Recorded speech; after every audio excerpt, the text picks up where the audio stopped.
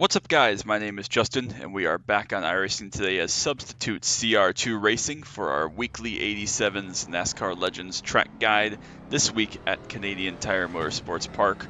Road racing is obviously a very different thing than what these cars did regularly back in the day, but we will try our best here to give you a nice outlook on how to get around Canadian Tire in the 1987s, regardless of which of the four body styles is your favorite. Very, very difficult track to handle this car, mostly because there aren't a lot of very defined braking markers around here. I am not using any first gear. I have only run the one-sider lap that you see on screen, but we'll talk around a lap or two, and then we'll run a lap or two at, try to run a little more pace or not talking, so you can just watch the relative, watch the lines, and so on. And hopefully it gives you a good breakdown of what we're doing here to find speed around Canadian Tire.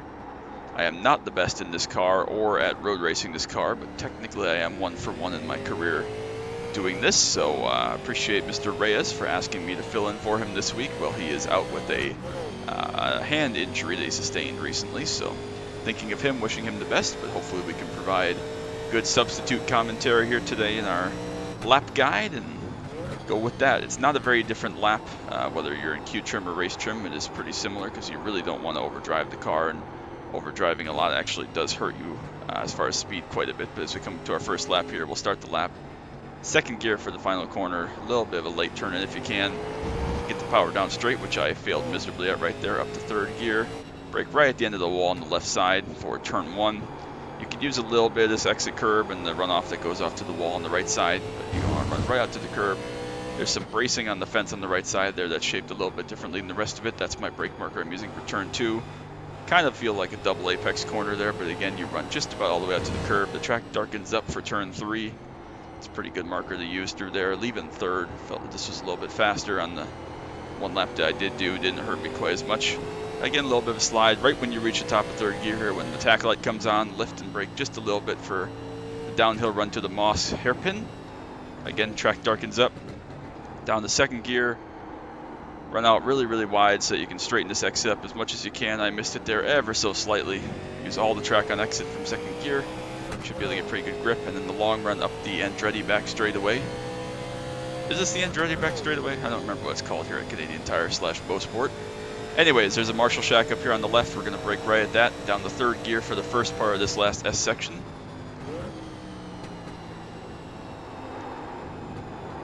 Hold it in third. You can choose to use second here for this corner. I've been using third for my laps that I've done so far, but then again down to second for the final corner. So we'll do one more, and then we'll try a little bit harder for a couple laps. So not the best at this whole track guide commentary thing. I feel pretty comfortable about being able to get into the mid-24s with some more time and some more laps. So maybe that'll be our goal by weekend, but hopefully this is just a kind of a cider, and again, a feel out for how you want to attack this place. It's a pretty tricky track, but very, very fun when you get the hang of it. Hopefully I'll be able to get one in myself this week, a race, but it really depends on time, so we'll see what we can do. But a very fun combo, it seems like. So glad to see a different type of track on the schedule as we die immediately. That's pretty sloppy. So what we're going to do, as proven here that I am not very good at this, we are going to go back out, do another out lap, kind of go slow, and then we'll run one flying lap. So again, still a lot of practice to be done. Obviously, mistakes are very easy to make on these old radial tires that the 87s have, but we'll go back out. We'll run kind of a 3/4 of an out lap here, you know, and then we'll do one more attacking flyer and see if we can get down into the 24s. So apologies for that. See if I can do a little bit better this time around, but I will now shut up and let you watch just shy of 2 laps and see if we can put a good one up on the board here.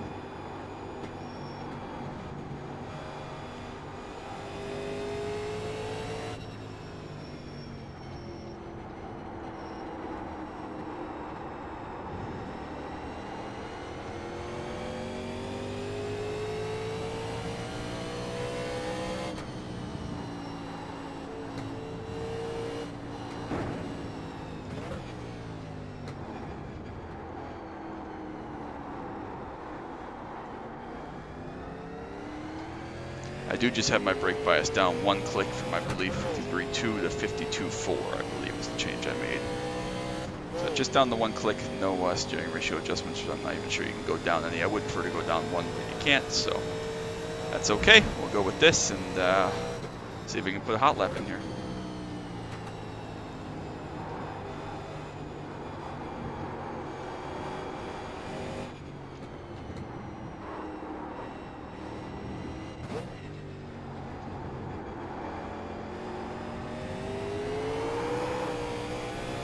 exact same thing again.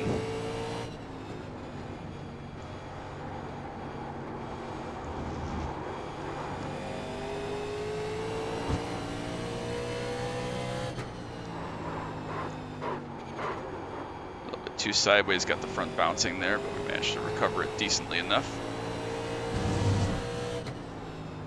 Yeah, this is one of the weird cars in series that trying harder doesn't actually make you go any faster, so I gotta reteach my brain how to do that.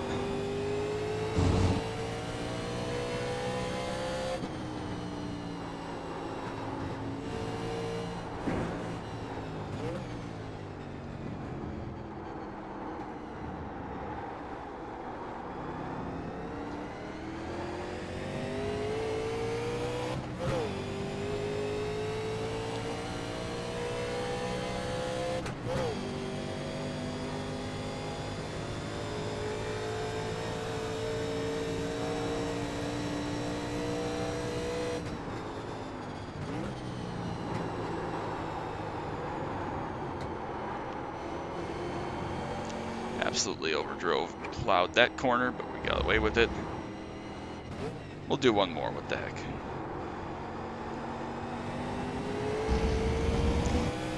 There we go, didn't slide the tires off like crazy. That's a nice change of pace. Easily sub 25, so I'm pretty happy with that. My track temp right now is 75 degrees, which is, I don't know if that's cool or hot. It's cool in the general terms of things, but I don't know if that's cool or not for what we're going to see during the actual weeks. So.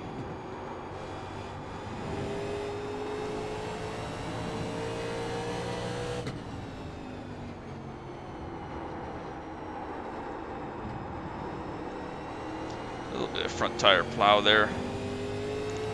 Lost about a tenth, maybe a little bit more. Again, chucked in really sideways, a little bit too hard. Distracted trying to chase the ghost, which you don't want to do. That's why I don't ever use the ghost. But hopefully that was a decent tutorial. Apologies for making a mockery of the CR2 YouTube channel. But easily under 2450. I fully expect that the fast guys will be probably in the 23s.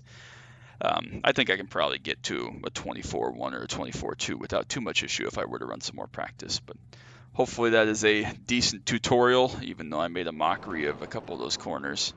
And there we go again, track temp down to 73. It is overcast.